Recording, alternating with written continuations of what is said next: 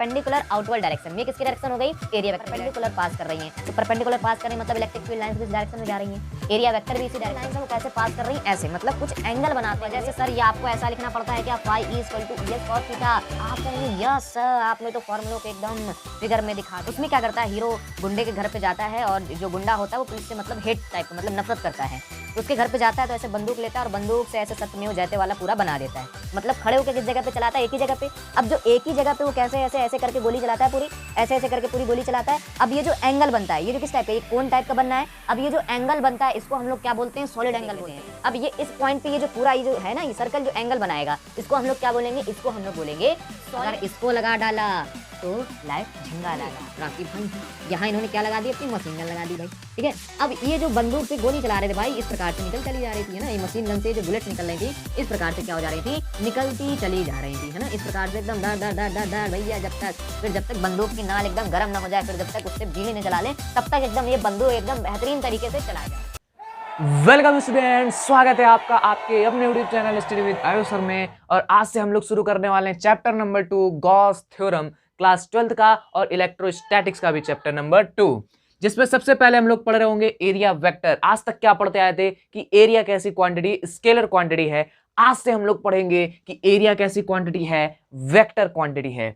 फिर इसके बाद हम लोग पढ़ेंगे इलेक्ट्रिक फ्लक्स के बारे में, पढ़ेंगे कि इलेक्ट्रिक फ्लक्स क्या होता है, फ्लक्स की पूरी थ्योरी पढ़ेंगे भाई, पूरा हिस्ट्री देखेंगे इसकी कि ये जो फ्लक्स नाम का वर्ड है ये आया कहां से भाई। फिर इसके बाद हम लोग देखेंगे सॉलिड एंगल देखेंगे। फिर है उसके बाद गॉस थ्योरम, गॉस ने क्या बताया कि ये जो इलेक्ट्रिक फ्लक्स आप लोग फंडामेंटल पुराने वाले तरीके से निकाल रहे हैं, आपको केवल चार्ज पता हो तो बड़ी आसानी से निकाल सकते हैं, ये किसने बताया, गॉस ने बताया।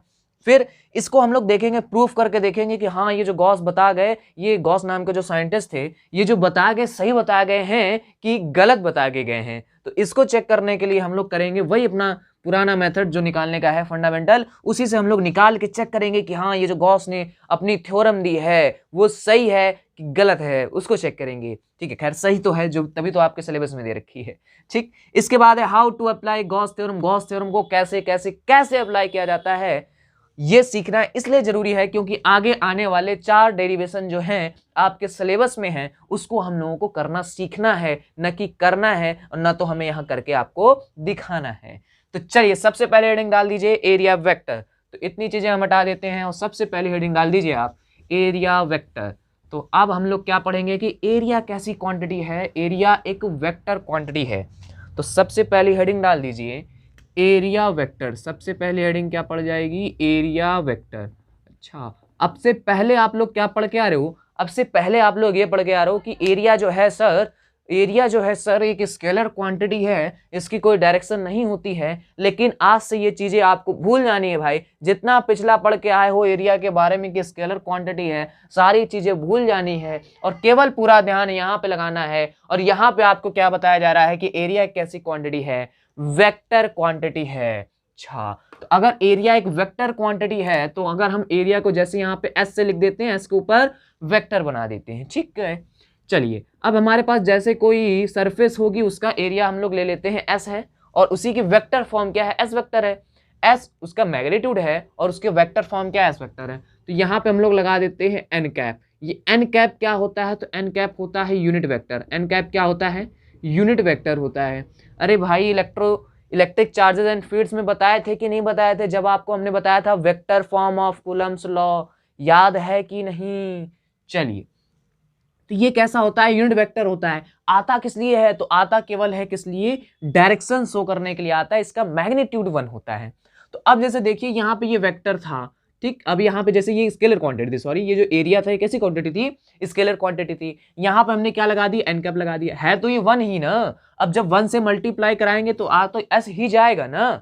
अब देखिए एन कैप है, ये एन कैप है, अब ये क्या है, यूनिट वेक्टर है, तो ये क्या दिखा देता है, इसकी डायरेक्शन दिखा देता है। क्या दिखा देता है, डायरेक्शन इसकी दिखा देता है। ठीक, अब मतलब डायरेक्शन पता चल जाएगी। अगर एस वेक्टर लिखना चाहते हैं तो ये एस एन कैप जो आ जाएगा, इसी को हम लोग बोलेंगे एस वेक्टर। यही क्या है, एरिया वेक्टर है। सर अभी तो आपने बताया नहीं एरिया वेक्टर के बारे में कुछ भी, ये तो आपने केवल फॉर्मूला लिख दिया, ये बता दिया कि यूनिट वेक्टर से इसकी डायरेक्शन पता चल रही होगी। डायरेक्शन के लिए अभी हमने कुछ नहीं बताया, तो चलिए बताते हैं भाई। देखिए डायरेक्शन कैसे होती है। अगर एरिया वेक्टर की बात की जाए, अगर एरिया वेक्टर की बात की जाए तो जितनी भी हमारे पास 2D सरफेस होती हैं, जितनी भी हमारे पास 2D सरफेस होती हैं उनके परपेंडिकुलर जैसे मान लीजिए हमारे पास क्या है, ये 2D सरफेस है, ये क्या है हमारे पास एक 2D सरफेस है, इसके परपेंडिकुलर आउटवर्ड डायरेक्शन जो होगी वो किसकी डायरेक्शन होगी, एरिया वेक्टर की डायरेक्शन होगी। किसकी डायरेक्शन होगी, वो होगी एरिया वेक्टर की डायरेक्शन होगी।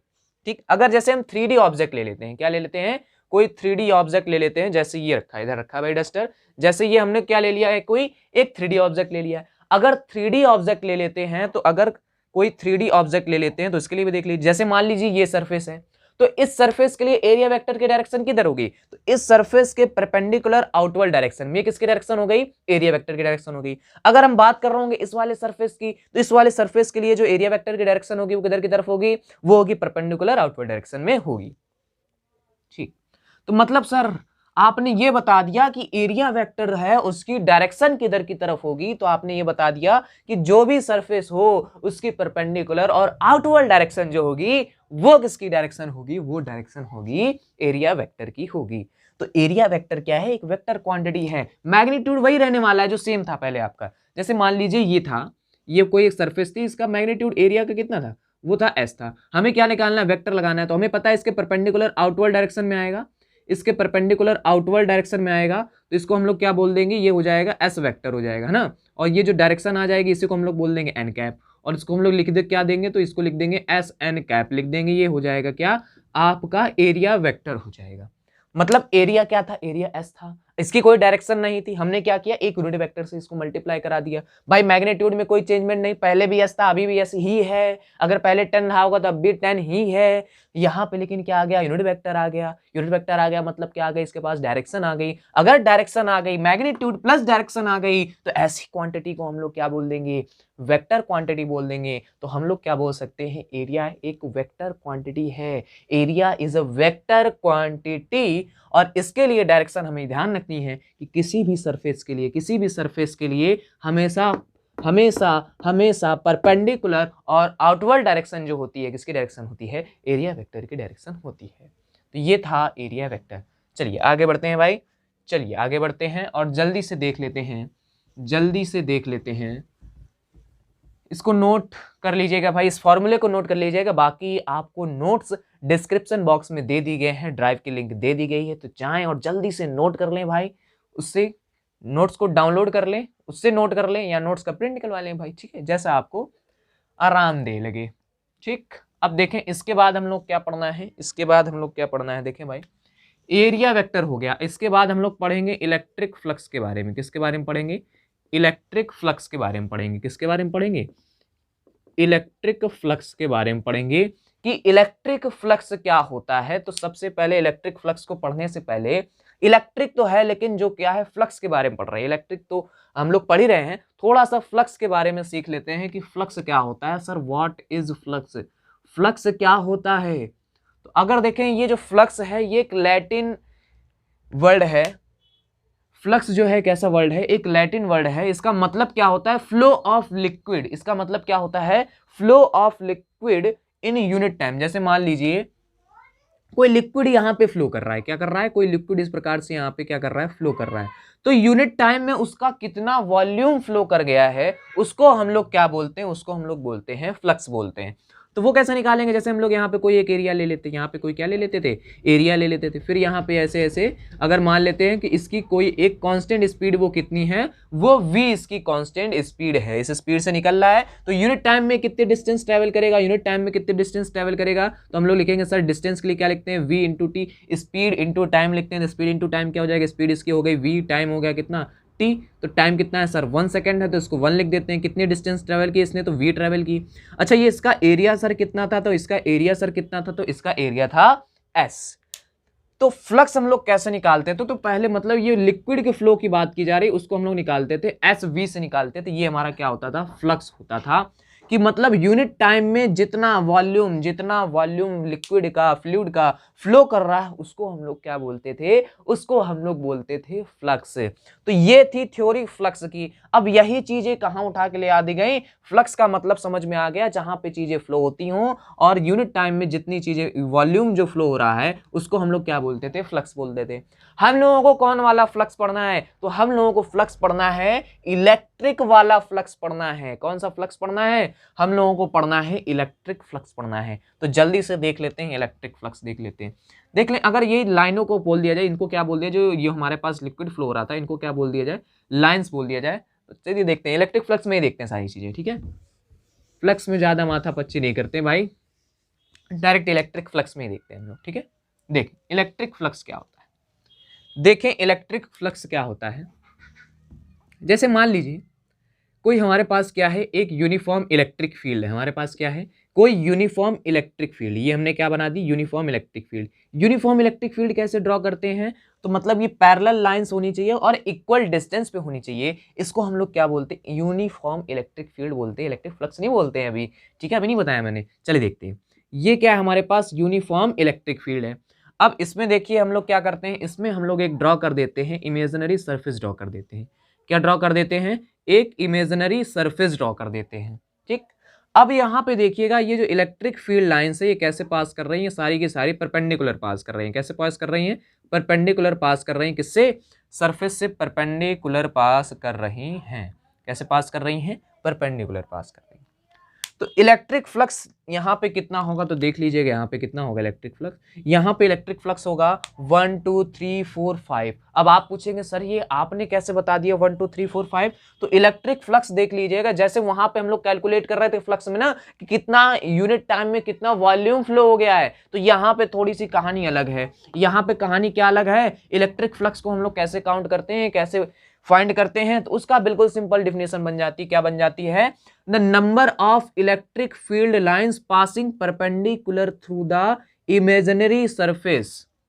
इलेक्ट्रिक फ्लक्स क्या है, number of electric field lines which passes perpendicular through the surface which passes perpendicular through the imaginary surface drawn in electric field, drawn in uniform electric field। इसको हम लोग क्या बोलते हैं, इलेक्ट्रिक फ्लक्स बोलते हैं। सर यहाँ पे कितनी इलेक्ट्रिक लाइंस पास कर रही हैं, 1 2 3 4 5, तो हम लोग यहाँ पे क्या बता देंगे, इलेक्ट्रिक फ्लक्स कितना हो जाएगा, 5 हो जाएगा। बिल्कुल सिंपल है, ज्यादा कुछ सोचना नहीं। अब देखिएगा इलेक्ट्रिक फ्लक्स की डिफिनेशन में आपको क्या बताया गया, number of electric field lines which are passing perpendicular through the surface which are passing perpendicular through the imaginary surface drawn in uniform electric field। इनको हम लोग क्या बोलेंगे, इलेक्ट्रिक फ्लक्स बोलेंगे। फिर से एक बात कि इस सरफेस से कैसे पास करती हूँ, इस सरफेस से कैसे पास करती हूँ, परपेंडिकुलर पास करती हूँ। जैसे हम दिखा देते हैं फिर से आपको डस्ट ले आके, जैसे मान लीजिए ये क्या हो, कोई हमारे पास सरफेस हो, ये क्या हो हमारे पास कोई सरफेस हो, इस सरफेस से कैसे पास करनी चाहिए, परपेंडिकुलर पास करनी चाहिए। कैसे पास करनी चाहिए, परपेंडिकुलर पास करनी चाहिए, तो इसको हम लोग बोलेंगे इलेक्ट्रिक फ्लक्स बोलेंगे। अच्छा, अब इलेक्ट्रिक फ्लक्स किनको नहीं बोलेंगे, तो देख लीजिए किनको नहीं बोलेंगे इलेक्ट्रिक फ्लक्स। अगर यही हम फिगर ऐसे बना देते हैं, देखिए यही हम फिगर ऐसे बना देते हैं, यही हमारी सरफेस है भैया, ठीक है। अब ये जो इलेक्ट्रिक फील्ड लाइंस है ऐसे पास कर रही हैं, कैसे पास कर रही हैं, ऐसे पास कर रही हैं। कैसे पास कर रही हैं, ऐसे पास कर रही हैं भाई, देखिए। अब ये परपेंडिकुलर पास नहीं कर रही हैं, अब ये कैसे पास कर रही हैं, सरफेस के पैरेलल पास कर रही हैं भाई। जैसे मान लीजिए ये हमारी क्या है, ये हमारी सरफेस है, और इस सरफेस के कैसे पास कर रही हैं, पैरेलल पास कर रही हैं। तो अगर ये पैरेलल पास कर रही हैं तो यहाँ पे या तो 10 पास करें, 100 पास करें, 1000 पास करें, करोड़ पास करें, लेकिन यहाँ पे इलेक्ट्रिक फ्लक्स क्या होगा बच्चे, इलेक्ट्रिक फ्लक्स क्या होगा, 0 होगा। कितना होगा, 0 होगा, ठीक। तो इलेक्ट्रिक फ्लक्स को अगर सिंपल वे में देखा जाए तो हम लोग क्या बोल सकते हैं, number of electric field lines which are passing perpendicular through the imaginary surface drawn in electric field is known as electric flux. अब बात कर लेते हैं इसके फॉर्मूले की, और एक और डिफिनेशन की बात कर लेते हैं, इलेक्ट्रिक फ्लक्स की एक और डिफिनेशन के बारे में बात कर लेते हैं, ठीक। पहले बात करते हैं फॉर्मूले की, ठीक है। तो इलेक्ट्रिक फ्लक्स की डिफिनेशन अगर आप लोग चाहें तो वीडियो को पॉज करके अभी लिख सकते हैं। इसके बाद एक और डिफिनेशन बताई जाएगी, ठीक है, जो आपको सिंपल लगे वो लिख लीजिएगा, ठीक है। लिखनी आपको दोनों है, मतलब जो आपको सिंपल लगे वो लर्न कर लीजिएगा, ठीक है। तो ये हटा देते हैं भाई, और जल्दी से फॉर्मूला देख लेते हैं क्या देख लेते हैं, फॉर्मूला, किसका फॉर्मूला, इलेक्ट्रिक फ्लक्स का फॉर्मूला देख लेते हैं। अब यहाँ पे बार बार गिरने से अगर छुटकारा पाना है तो हम लोग इलेक्ट्रिक फ्लक्स का फॉर्मूला यूज कर लेते हैं। क्या फॉर्मूला होता है, तो इलेक्ट्रिक फ्लक्स के लिए फॉर्मूला होता है हमारे पास फाई ई। इलेक्ट्रिक फ्लक्स को किससे लिखते हैं, फाई ई से लिखते हैं। फ्लक्स को हमने किससे लिखा था, फाई से लिखा था, याद है, भूल गए, याद है ना, चलिए ठीक। तो इलेक्ट्रिक फ्लक्स को हम लोग किससे लिखते हैं, फाई ई से लिखते हैं। फॉर्मूला क्या होता है, तो फॉर्मूला होता है E vector dot S vector. क्या होता है, E vector dot S vector. Sir ये कौन सा प्रोडक्ट है, तो ये है स्केलर प्रोडक्ट है। कैसा प्रोडक्ट है, स्केलर प्रोडक्ट है, ठीक है। ये कैसा प्रोडक्ट है, स्केलर प्रोडक्ट है। ये क्या है, इलेक्ट्रिक फ्लक्स है। ये क्या है, तो इलेक्ट्रिक फील्ड इंटेंसिटी है। ये क्या है, इलेक्ट्रिक फील्ड इंटेंसिटी। इसको हम लोग क्या बोलते हैं, इलेक्ट्रिक फील्ड इंटेंसिटी बोलते हैं। अरे सर ये तो पिछले वाले चैप्टर में पढ़ के आए हैं, तो हम कहेंगे हाँ भैया आप बहुत अच्छे से पढ़ के आए हैं, है ना, आप तो शेर हैं, आप तो दहाड़ते हैं। ये क्या है, तो ये है एरिया वेक्टर है। ये क्या है, ये है एरिया वेक्टर है, ठीक। चलिए आगे देखते हैं। अब ये क्या है, इलेक्ट्रिक फ्लक्स है। तो हम कहेंगे आपसे कि बच्चों देखिए हम लोग इस फॉर्मूले से भी एक डिफिनेशन बना सकते हैं, तो चलिए बनाते हैं। तो वो डिफिनेशन क्या बन जाएगी, तो वो डिफिनेशन क्या बन जाएगी, the electric flux passing through a surface, the electric flux passing through a surface in uniform electric field is equal to. ये क्या है, इलेक्ट्रिक फ्लक्स है। अब जो इलेक्ट्रिक फ्लक्स है ये आपको पूरा बताना पड़ेगा ना भाई, कौन सा इलेक्ट्रिक फ्लक्स ये है। तो इलेक्ट्रिक फ्लक्स के बारे में हम क्या बताएंगे, the electric flux passing through a surface, the electric flux passing through a surface in uniform electric field is equal to scalar product of electric field intensity and area vector. तो इसको हम लोग क्या बोलेंगे, इलेक्ट्रिक फ्लक्स बोलेंगे। इसको हम लोग क्या बोलेंगे, इलेक्ट्रिक फ्लक्स बोलेंगे। तो ये हो गया फॉर्मूला किसके लिए, ये हो गया फॉर्मूला सर इलेक्ट्रिक फ्लक्स के लिए हो गया, ठीक। अब आप लोग हमसे कहेंगे कि सर हम 11th में एक फॉर्मूला पढ़े थे जहां पे इस प्रकार से दो वेक्टर दिए होते थे, A vector dot B vector equal to A B cos theta होता था, जहां पे ये थीटा क्या होता था सर, ये ए और बी के बीच का एंगल होता था। ये थीटा क्या होता था, ये थीटा क्या होता था, ये थीटा होता था ए और बी के बीच का एंगल होता था। तो यहाँ पे भी हम लोग क्या लिख सकते हैं, यहाँ पे भी हम लोग लिख सकते हैं phi E is equal to E S cos theta. मतलब यहाँ पे अगर हम लोग वेक्टर हटा लेंगे तो यहाँ पे क्या लिख सकते हैं, ई एस कॉस थीटा लिख सकते हैं। ये किसके लिए आ गया भैया, ये आ गया है इलेक्ट्रिक फ्लक्स के लिए फॉर्मूला आ गया हमारे पास, ठीक है। अब बहुत सारी बातें हो गई हैं तो इनको जरा सा हम लोग एक फिगर बना लेते हैं और फिगर से समझ लेते हैं भैया। तो जल्दी से फिगर बना लेते हैं। चलिए यहाँ पे एक सरफेस बना लेते हैं। ये हमने क्या बना ली है, सरफेस बना ली है। ये क्या बना ली हमने, सरफेस बना ली है। यहाँ से अब सर अगर इलेक्ट्रिक फ्लक्स है तो इलेक्ट्रिक फील्ड लाइंस भी पास करा दीजिए आप। तो चलिए हम पास करा देते हैं, इलेक्ट्रिक फील्ड लाइंस पास करा देते हैं भाई। ये पास कर गए इलेक्ट्रिक फील्ड लाइंस, ये गई इलेक्ट्रिक फील्ड लाइंस, ये गई और एक ये भी चली गई भाई। ये 90 डिग्री पे, ये 90 डिग्री पे, ये 90 डिग्री पे, कोई दिक्कत नहीं। यहाँ पे इलेक्ट्रिक फ्लक्स निकालेंगे, ये हो गया ई, ठीक। और इसके लिए जो एरिया वेक्टर होगा, ये क्या है भैया, एरिया वेक्टर है। इसके लिए जो एरिया वेक्टर की डायरेक्शन होगी वो किधर की तरफ होगी, जरा देख के बताना भाई, देख के बताना। चलो देखो फिर से सरफेस पे आते हैं हम लोग, देखते हैं इस सरफेस के लिए एरिया वेक्टर की डायरेक्शन किधर की तरफ होगी, परपेंडिकुलर आउटवर्ड डायरेक्शन में। इस सरफेस के लिए एरिया वेक्टर की डायरेक्शन आपको क्या बताया, किधर की तरफ होगी, परपेंडिकुलर आउटवर्ड डायरेक्शन में होगी, ठीक।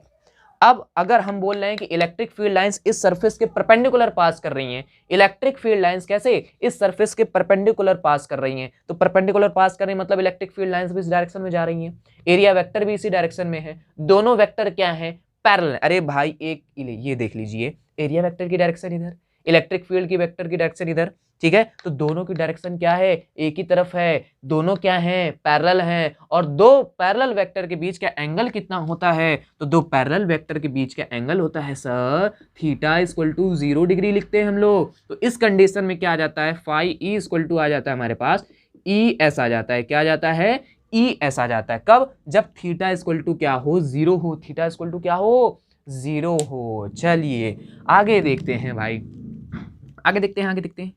चलिए एक और केस देख लेते हैं। अब जैसे हमारे पास कोई सरफेस ऐसे दे रखी हो, हमारे पास क्या हो, कोई सरफेस ऐसे दे रखी हो, ये सरफेस दे रखी है। अब जो इलेक्ट्रिक फील्ड लाइंस है वो कुछ ऐसे ऐसे पास कर रही है, कैसे कैसे, ऐसे ऐसे मतलब हल्का सा एंगल बना के। अब इसके लिए जो एरिया वेक्टर होगा वो इस तरफ होगा, इसके लिए जो एरिया वेक्टर होगा परपेंडिकुलर आउटवर्ड डायरेक्शन में। इलेक्ट्रिक फील्ड लाइंस ऐसे पास कर रही हैं, कैसे पास कर रही हैं, ऐसे पास कर रही हैं। अब जरा ध्यान से बताना, देखना, अब जरा ध्यान से बताना और देखना भैया, देखना एक मार्कर और निकाल लेते हैं, है ना, रेड वाले निकल गए, चलो अच्छी बात है। देखें ये तो हो गया इसका एरिया वेक्टर। एरिया वेक्टर की डायरेक्शन किधर की तरफ है, परपेंडिकुलर आउटवर्ड डायरेक्शन में। अब जो इलेक्ट्रिक फील्ड लाइंस है वो कैसे पास कर रही हैं, ऐसे, मतलब कुछ एंगल बनाते हुए पास कर रही हैं। किस कैसे, कुछ एंगल बनाते हुए इस प्रकार से पास कर रही हैं, ठीक है ना, कुछ एंगल बनाते हुए इस प्रकार से पास कर रही हैं। तो ये वाला एंगल जो है ये कितना दे रखा है आपको, ये जो एंगल है वो कितना दे रखा है आपको, ये जो एंगल दे रखा है वो एंगल आपको दे रखा है थीटा एंगल दे रखा है, ठीक। अब ये ई वेक्टर है, ये क्या है, ई वेक्टर है। अगर हम लोग इसको दो कंपोनेंट में डिवाइड करना चाहें, एक तो जो सरफेस के पैरेलल हो जाएगा और दूसरा जो सरफेस के परपेंडिकुलर हो जाएगा, ठीक है। ये ई वेक्टर इस प्रकार से था भाई, ठीक है ना, ये एंगल कितना था, थीटा था। तो जो पैरेलल हो गया वो हो जाएगा ई साइन थीटा। अरे भाई जिधर थीटा नहीं आता उधर हम लोग क्या लिखते हैं, ई साइन थीटा, और जिधर थीटा आता है उधर हम लोग क्या बोलते हैं, ई कॉस थीटा बोलते हैं। क्या बोलते हैं, ई कॉस थीटा बोलते हैं। ये कितना हो गया, ई कॉस थीटा हो गया। मतलब सर ये वाला वेक्टर क्या आ जाएगा, ई कॉस थीटा आ जाएगा। और इसी डायरेक्शन में क्या है, इसी डायरेक्शन में आपका क्या है, ऐसा है। तो इस वजह से सर ये आपको ऐसा लिखना पड़ता है क्या, phi E equal to E S cos theta. आप कहेंगे यस सर आपने तो फॉर्मूलों को एकदम फिगर में दिखा दिया। चलिए आगे देखते हैं भाई, इसको हम लोग क्या लिखना पड़ेगा, ई एस कॉस थीटा लिखना पड़ेगा, ठीक।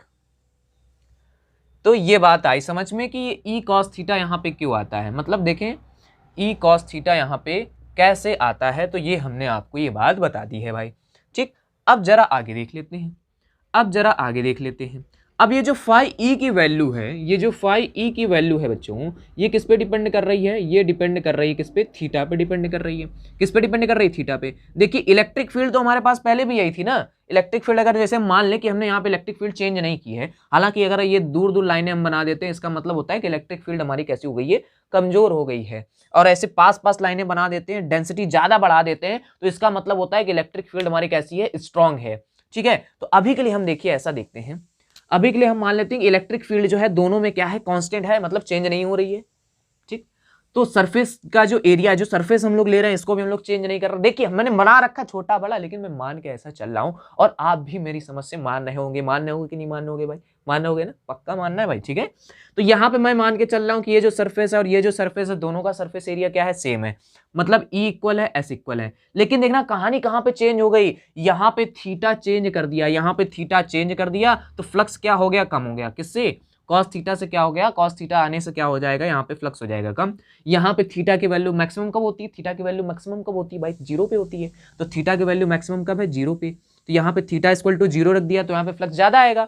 अब 0 से कुछ भी ज्यादा होगा तो फ्लक्स की वैल्यू क्या हो जाएगी, फ्लक्स की वैल्यू आ जाएगी कम। तो यहाँ पे फ्लक्स क्या हो गया, कम हो गया, फ्लक्स क्या हो गया, कम हो गया। मतलब कहने का क्या है कि ये थीटा ही तो खेल बिगाड़ रहा है। यहाँ पे थीटा 0 है तो फ्लक्स इतना आ रहा है, ठीक। अब यहाँ पे थीटा कुछ और है, मतलब 0 से ज्यादा है, 0 और 90 के बीच में जो कॉस थीटा की मैक्सिमम वैल्यू होती है वो होती है 0 पे। यहाँ पे क्या है, थीटा 0 से ज्यादा है। थीटा किससे ज्यादा है, 0 से ज्यादा है। जब थीटा 0 से ज्यादा है तो यहाँ पे फ्लक्स की वैल्यू जो होगी इस वाले फ्लक्स से कम होगी, इस वाले फ्लक्स से क्या होगी, कम होगी। और ये केवल किसके चलते हो रहा है, तो ये हो रहा है थीटा के चलते हो रहा है।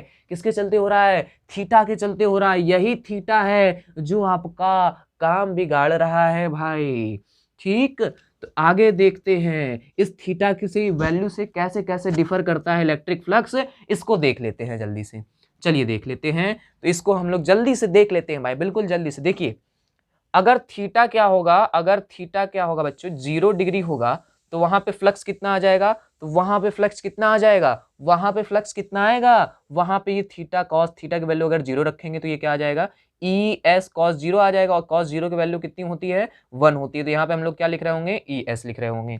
फिर अगर हम लोग थीटा की वैल्यू जो है क्या होगी, 90 डिग्री से कम होगी। कितनी होगी, 90 डिग्री से कम होगी। अगर थीटा की वैल्यू 90 डिग्री से कम होगी तो यहाँ पे हमारे पास जो फ्लक्स आता है वो आता है पॉजिटिव आता है। कैसा आता है, पॉजिटिव आता है।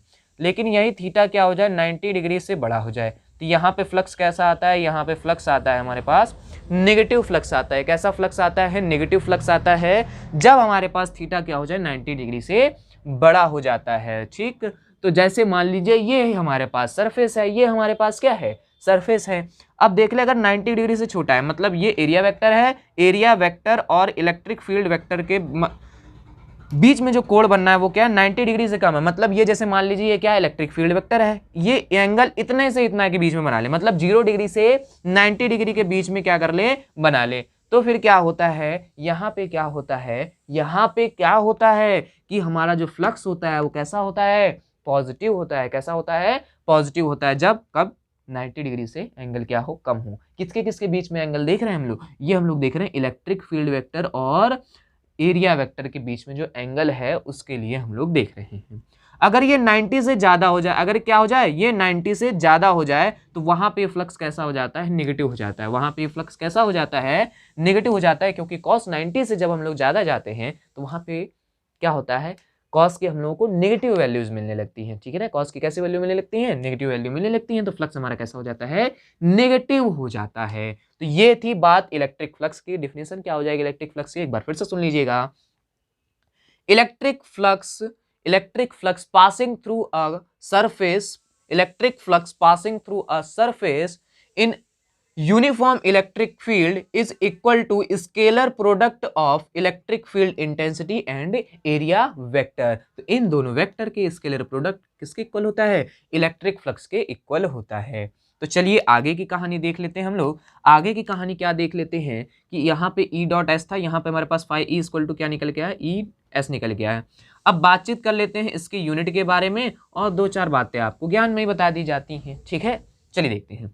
अब ये जो इलेक्ट्रिक फ्लक्स है बच्चा, इसकी यूनिट क्या आ जाएगी, तो हम लोगों को पता है कि सर ये इलेक्ट्रिक फील्ड है। इलेक्ट्रिक फील्ड के लिए हम लोग फॉर्मूला क्या पढ़े थे, इलेक्ट्रिक फील्ड के हम लोग फॉर्मूला पढ़े थे E equal to F upon Q naught. कितने बच्चों को ये वाला फॉर्मूला याद था भाई, कितने बच्चों को ये वाला फॉर्मूला याद था, याद था। चलिए तो यहाँ से इलेक्ट्रिक फील्ड की यूनिट निकालेंगे तो क्या आ जाएगी, फोर्स की यूनिट क्या होती है, न्यूटन, चार्ज की यूनिट क्या होती है, कूलम। तो यहाँ पे अगर हम लोग लिखना चाहें इलेक्ट्रिक फील्ड की यूनिट तो क्या आ जाएगी, न्यूटन पर कूलम आ जाएगी।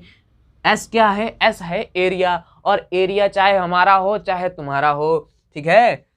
तो इस एरिया की यूनिट क्या होती है, इस एरिया की यूनिट होती है मीटर स्क्वायर। एरिया चाहे हमारा हो चाहे तुम्हारा हो, सबकी यूनिट क्या होती है, मीटर स्क्वायर होती है। तो यूनिट क्या हो गई, इलेक्ट्रिक फ्लक्स की क्या यूनिट हो गई, वो हो गई newton metre square upon coulomb हो गई। अब ये कैसी क्वांटिटी होती है, ये एक स्केलर क्वांटिटी होती है। कैसी, इलेक्ट्रिक फ्लक्स कैसी क्वांटिटी होती है कि स्केलर क्वांटिटी होती है। दो वेक्टर का अगर हम लोग क्या कराते हैं, स्केलर प्रोडक्ट कराते हैं, तो कैसी क्वांटिटी आती है, स्केलर क्वांटिटी आती है। चलिए तो चलिए बढ़ते हैं अब आगे किसकी तरफ, अब आगे बढ़ते हैं हम लोग सॉलिड एंगल की तरफ। क्या सीखेंगे अब हम लोग सीखेंगे सॉलिड एंगल सीखेंगे। क्या सीखेंगे, सॉलिड एंगल सीखेंगे। इसको कर देते हैं रफ। अब बात है एकदम सॉलिड कॉन्सेप्ट की, और वो सॉलिड कॉन्सेप्ट किसका मिलेगा आप लोगों को, वो सॉलिड कॉन्सेप्ट मिलेगा किसका मिलेगा। तो नेक्स्ट हेडिंग डाल देनी हम लोगों को। नेक्स्ट हेडिंग कौन सी डाल देनी है, नेक्स्ट हेडिंग हम लोगों को डालनी है सॉलिड एंगल। कौन सी हेडिंग डालनी है, नेक्स्ट हेडिंग है हम लोगों की सॉलिड एंगल। अब हम लोग सीखेंगे कि सॉलिड एंगल क्या होता है, व्हाट इज सॉलिड एंगल, क्या है सॉलिड एंगल। तो सॉलिड एंगल देख लीजिएगा क्या है। जैसे हम कोई एक सॉलिड बना देते हैं भाई, ये क्या है हमारे पास, कोई एक प्लेट मान लेते हैं, ठीक है। अब यहाँ पे क्या है, कोई एक पॉइंट है। अब इस पॉइंट पे ये जो एंगल बनता है, ये जो एंगल बनता है, ये कौन वाला एंगल है, ये इस प्रकार से ये जो एंगल बनना है भाई, ठीक है ना। ये इस प्रकार से ये जो वाला एंगल बनना है, ये जो स्फीयर, ये जो अंदर आया ना सर्कल टाइप का, इसको हम लोग क्या बोलते हैं, इसको हम लोग बोलते हैं सॉलिड एंगल बोलते हैं। इसको हम लोग क्या बोलते हैं, सॉलिड एंगल बोलते हैं। लिखते किससे हैं, तो इसको हम लोग लिखते हैं ओमेगा से लिखते हैं। किससे लिखते हैं, ओमेगा से लिखते हैं, ठीक। अब इस ओमेगा के लिए फॉर्मूला क्या होता है, अगर छोटा सा डी ओमेगा ले लेते हैं तो इसके लिए फॉर्मूला होता है D S upon R square होता है। क्या फॉर्मूला होता है, D S upon R square होता है, ठीक।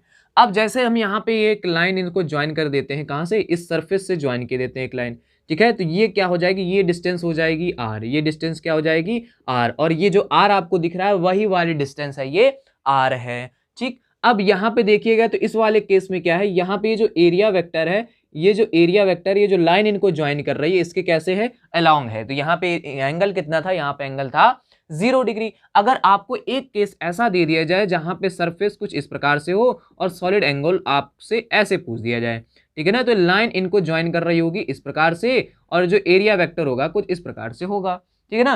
तो फिर हम लोग यहाँ पे क्या करते हैं, यहाँ पे सॉलिड एंगल कैसे निकालेंगे, तो आप लोग देखिए यहाँ पे हम लोग सॉलिड एंगल कैसे निकालेंगे, तो बिल्कुल आसान है। यहाँ पे भी हम लोग क्या लिखेंगे, डी ओमेगा लिखेंगे, यहाँ पे भी हम लोग डी एस लिखेंगे, यहाँ पे भी हम लोग क्या लिखेंगे, आर स्क्वायर लिखेंगे। लेकिन हम लोगों को थोड़ा सा ध्यान ये देना पड़ता है कि जिस डायरेक्शन में इस वाले के ये जो लाइन ज्वाइन कर रही है इस पॉइंट को इस पॉइंट से, इस पॉइंट को इस पॉइंट से, इसी लाइन के अलोंग वाला हम लोग क्या लेना पड़ता है, एरिया वेक्टर लेना पड़ता है। इसी लाइन के अलोंग वाला एरिया वेक्टर हम लोगों को लेना पड़ता है। इसकी मदद से हम लोग क्या निकालते हैं, इसकी मदद से हम लोग निकालते हैं सॉलिड एंगल निकालते हैं। सॉलिड एंगल क्या बात समझ में आई कि मतलब कोई सॉलिड है वो क्या कर रहा है, किसी पॉइंट पे जो एंगल बना रहा है उसको हम लोग क्या बोलेंगे, सॉलिड एंगल बोलेंगे।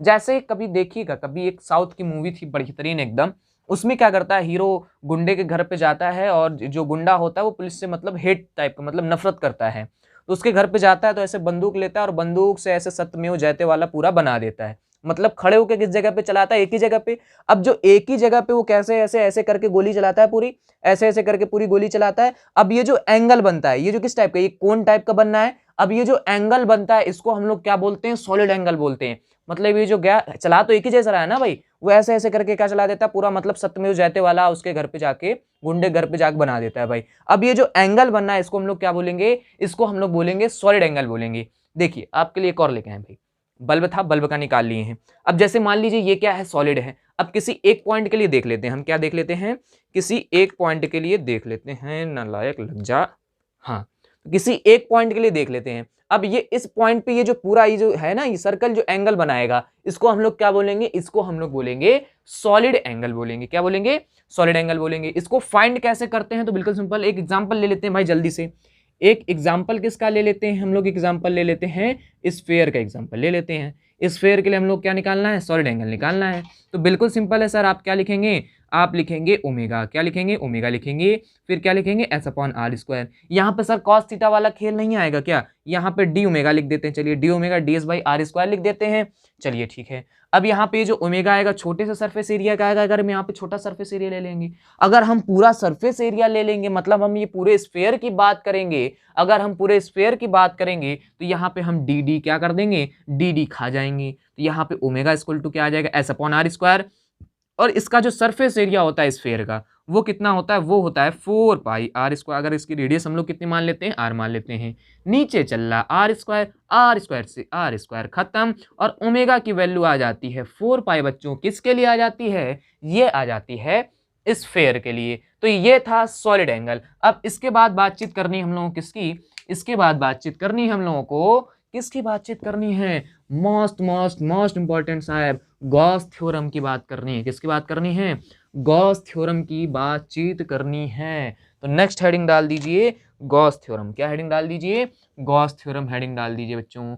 क्या हेडिंग डाल दीजिए, गॉस थ्योरम। गॉस थ्योरम या गॉस लॉ दोनों भी कह सकते हैं आप लोग, ठीक है। नेक्स्ट हेडिंग पड़ गई आपकी गॉस थ्योरम।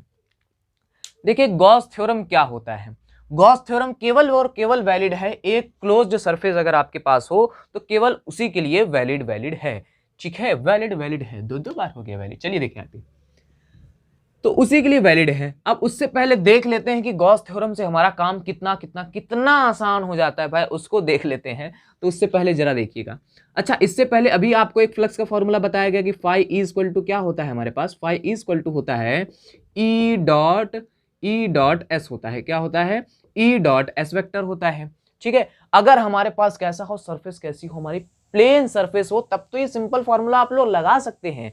लेकिन अगर हमारे पास क्या हो, जो हमारे पास सरफेस वो कैसी हो, कुछ इस टाइप की दे दी जाए, यूनिफॉर्म नहीं है, प्लेन सरफेस नहीं है, तो अगर इससे फ्लक्स निकालना हो तो हम लोग क्या करते हैं, अगर इससे फ्लक्स निकालना हो तो हम लोग क्या करते हैं, फिर छोटे छोटे निकालते हैं। मतलब ई डी एस यहाँ से निकालेंगे, प्लस यहाँ E1 DS1 मान लीजिए, ऐसे ऐसे करके हम लोग क्या करते जाते हैं, ई डी एस कर करके हम लोग क्या करते जाते हैं, ऐड करते जाते, फिर हम लोग क्या पता चलता है, फ्लक्स पता चलता है। मतलब कितना काम कठिन हो गया भाई। यहाँ पे हमारे पास अगर क्लोज्ड सरफेस हो गई, इसके अंदर हम कोई चार्ज मान लेते हैं, कोई एक चार्ज रखा हुआ है, अगर उसकी वजह से हम लोग क्या निकालना है, इलेक्ट्रिक फ्लक्स निकालना है, तो कितना काम आसान है। इस सॉरी कितना काम मुश्किल हो गया भाई यहाँ पे, है ना। इस प्रकार से करते जाएंगे। या अगर ऐसा नहीं भी करना चाहेंगे तो हम लोग क्या करेंगे, फिर लीनियर इंटीग्रल ले लेंगे, ऐसे ले लेंगे। चलिए मान लीजिए ये छोटा छोटा ऐसे जोड़ेंगे ना, तो ऐसे छोटा छोटा जोड़ेंगे तो हम लोग क्या करते हैं, जब छोटा छोटा पार्ट जोड़ा जाता है, ऐड किया जाता है, तो इसको हम लोग बोलते हैं इंटीग्रेशन। यहाँ पे हम लोग किसका साइन यूज कर लेंगे, इंटीग्रेशन का साइन यूज कर लेंगे।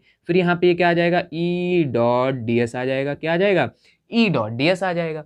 अब ये जो इंटीग्रेशन होता है किसके लिए होता है, ये होता है सरफेस के लिए। ये किसके लिए होता है, ये होता है सरफेस के लिए होता है। तो यहाँ पे हम लोग लिख देते हैं एस, इसको हम लोग क्या लिख देते हैं, एस, और इसको बोलते क्या है, तो सरफेस इंटीग्रेशन बोलते हैं। क्या बोलते हैं, सरफेस इंटीग्रेशन बोलते हैं। चलिए अच्छी बात है, देखते हैं आगे। ठीक है, आगे देखते हैं। चलिए देखते हैं आगे देखते हैं भाई। अब ये जो सरफेस इंटीग्रेशन है इसको हम लोग कैसे बना देते हैं, ऐसे बना देते हैं, ई डॉट डी एस बना करके ऐसे बना देते हैं। सरफेस इंटीग्रल को हम लोग ऐसे भी बना करके दिखा सकते हैं, कोई बुराई नहीं है भाई, कोई भी बच्चा बुरा नहीं मानेगा, ठीक है ना। किसी को कोई समस्या तो नहीं यहाँ तक, पेट दर्द सिर दर्द। चले आगे देखते हैं। तो मतलब गॉस थ्योरम से पहले जो हम लोग अगर किसी क्लोज सरफेस के लिए अगर हम लोग को निकालना पड़ जाता था इलेक्ट्रिक फ्लक्स, तो बहुत बहुत बहुत काम हमारा कैसा हो जाता था, मुश्किल हो जाता था। तो फिर आए बउआ, कौन आए भैया, आए गांव में गॉस नाम के बाबा, और गॉस नाम के बाबा ने क्या बताया कि देख बच्चे, अगर ये इस प्रकार से क्या है, कोई क्लोज्ड सरफेस है, इसके अंदर क्या रखा हुआ है, कोई चार्ज रखा हुआ है, और इससे जितना भी इलेक्ट्रिक फ्लक्स पास कर रहा है वो कितना होगा, तो वो होगा 1/ε0 times of charge present inside the closed surface, इसके इक्वल हो जाएगा। तो गॉस ने क्या बताया, गॉस नाम के साइंटिस्ट ने क्या बताया, बाबा ने क्या बताया, according to Gauss theorem the net electric flux passing through a closed surface, according to Gauss theorem the net electric flux passing through a closed surface is equal to 1/ε0 times of, is equal to 1/ε0 times of the net charge present inside it। मतलब इस closed surface के अंदर जितना charge होगा, net charge होगा, उसके 1/ε0 times ज्यादा होगा क्या, फ्लक्स होगा, ठीक है। उसके 1/ε0 टाइम्स के बराबर क्या होगा, इलेक्ट्रिक फ्लक्स होगा। मतलब अगर इससे बचना है तो फिर क्या करना पड़ेगा, इसको लगाना पड़ेगा। अगर इसको लगा डाला तो लाइफ झिंगा लाला। चलिए आगे देखें। अगर आपको क्लोज सरफेस दी गई है तो आपको क्या पता होना चाहिए, केवल चार्ज पता होना चाहिए। और इस ε0 की वैल्यू तो हमें बचपन से पता है, कितनी पता है, 8.85 × 10⁻⁻12 पता है कि नहीं पता है। आप लोग कहेंगे सर बिल्कुल पता है, ठीक है। इसकी यूनिट किसको किसको याद है, तो हम लोग, आप लोग कमेंट करके बताएंगे सर हमको याद है, और कमेंट में लिख दीजिएगा कितने, कूलम स्क्वायर अपॉन क्या होती है, न्यूटन मीटर स्क्वायर हो जाती है, इसकी क्या हो जाती है, यूनिट हो जाती है, ठीक है। ये इतनी कहानी अलग थी भाई, इसको हटा देते हैं, ठीक है। इसको हम लोग क्या कर देते हैं, हटा देते हैं, ठीक। तो ये थी बात किसकी, गॉस थ्योरम की बात थी। गॉस थ्योरम में क्या बताया गया था, according to Gauss theorem the net electric flux, according to Gauss theorem the net electric flux passing through a closed surface is equal to 1/ε0 times of charge, the net charge present inside it। तो अब आगे की बातचीत करते हैं। चलिए, अब इतनी बातचीत हो गई। अब यहाँ पे आपको बताया गया कि ये जो है नेट चार्ज है, क्या है, नेट चार्ज है। डस्टर इधर रखा है भाई, ठीक है। ये क्या है हमारे पास, अंदर वाला जो चार्ज लेते हैं हम लोग, कैसा चार्ज लेते हैं, नेट चार्ज लेते हैं। इसका स्टेटमेंट तब तक लिख लीजिए भाई आप लोग, है ना। वीडियो को रोक के स्टेटमेंट लिख लीजिए जो आपको याद हो जाए, ठीक है। नहीं तो फिर वीडियो के बाद याद करते हैं आप लोग, याद करते होंगे, अच्छे बालक हैं आप लोग, है ना। चलिए आगे देखते हैं। Phi is equal to Q inside 1/ε0। चलिए अब देखिए, ये जो होता है केवल और केवल वैलिड होता है क्लोज्ड सरफेस के लिए वैलिड होता है, और जो चार्ज होना चाहिए इसके कैसा होना चाहिए, अंदर होना चाहिए, इस क्लोज्ड सरफेस के अंदर होना चाहिए चार्ज, ठीक है। अगर इस सरफेस के क्या हो जाए, बाहर हो जाए, अगर ये चार्ज क्या हो जाए, इस सरफेस के क्या हो जाए, बाहर हो जाए। देखिए, तो इस सरफेस के बाहर हो जाएगा तो क्या हो जाएगा, जैसे मान लीजिए ये सरफेस हमारी, ठीक है, इस सरफेस के क्या हो जाए, ये चार्ज क्या हो जाए, बाहर हो जाए, ठीक। चलिए इसको भी छोड़ते हैं, अभी आगे बढ़ते हैं। चलिए देखते हैं, अगर ये चार्ज हमारे पास अंदर, जैसे मान लीजिए हमारे पास एक नेगेटिव चार्ज है अंदर, एक हमारे पास कैसा चार्ज है, एक हमारे पास पॉजिटिव चार्ज है, ठीक। तो पहले इसके लिए देख लेते हैं कि इसके लिए कैसा फ्लक्स आएगा, इसके लिए कैसा फ्लक्स आएगा, फिर उसके बाद हम लोग बढ़ते हैं इसके ऊपर, ठीक है ना। इन दोनों को देख लेते हैं, फिर उसके बाद हम लोग बढ़ते हैं इनके ऊपर, ठीक। चलिए देखते हैं सबसे पहले इसको। तो गॉस थ्योरम में क्या बताया गया था कि इस क्लोज्ड सरफेस से जो पास करने वाला जो हमारे पास नेट इलेक्ट्रिक फ्लक्स है वो किसके इक्वल होगा, जितना चार्ज इसके अंदर प्रेजेंट है उसके 1/ε0 टाइम्स के बराबर होगा। चलिए तो देखते हैं क्या होता है। इससे जो इलेक्ट्रिक फील्ड लाइंस हमेशा पास कर रहे होंगे, ऐसे ऐसे जा रहे होंगे, आउटवर्ड डायरेक्शन में जा रहे होंगे। अगर ये पॉजिटिव चार्ज होगा, अगर ये पॉजिटिव चार्ज होगा तो मतलब 3D डायरेक्शन में आप लोग महसूस कर पा रहे होंगे।